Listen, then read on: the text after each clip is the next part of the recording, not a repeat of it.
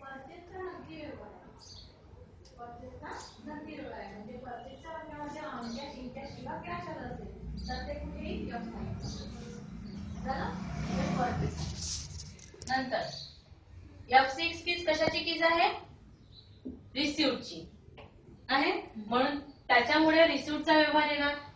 रिसिव्हचा आल्यानंतर sale in cash म्हणजे सेलची आपण जे विक्री करत आहोत तो व्यवहार कसा आहे आपला?